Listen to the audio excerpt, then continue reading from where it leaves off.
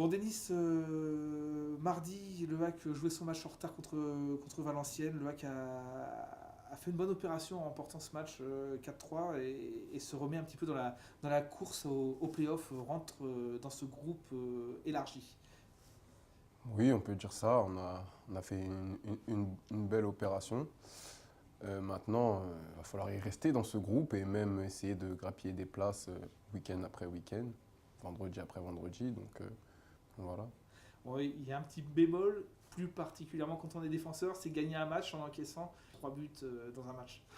Oui, toujours. C'est frustrant, on se remet en question, on regarde un peu ce qu'on a mal fait. Après, voilà, il y a des matchs comme ça où parfois c'est des matchs un peu foufou, où on fait des petites erreurs et on les paye cash.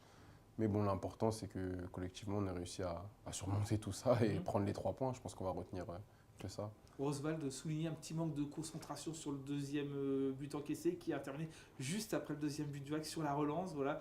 Ils vont reprocher un peu à l'équipe un petit manque de concentration après avoir fêté le but, de ne pas s'être remis tout de suite dans le match. Oui, c'est vrai, il nous en a parlé.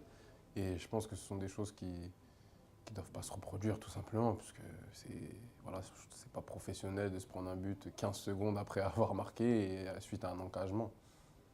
Bon, comment tu le vois ce championnat maintenant que le HAC se repositionne dans cette course Il y a 8 équipes actuellement qui postulent pour une place de play-off.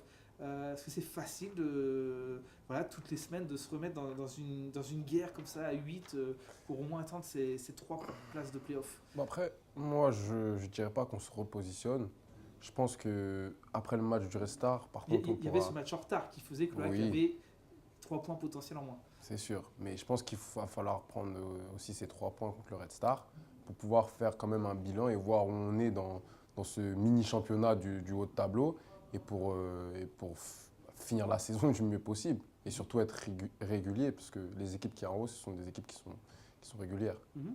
Alors vous en pensez quoi, cette équipe du Red Star? Elle est a priori avant-dernière, donc toutefois elle sort d'une victoire contre Lens. Est-ce que ça peut inciter un peu à la méfiance? Bah, peu importe les équipes, on se méfie toujours. En Ligue 2, il y a pas de match facile de toute façon. Donc ouais, ils viennent de battre Lens à domicile au Red Star. Donc je pense qu'ils vont venir avec l'idée de confirmer leur Mhm. succès à domicile.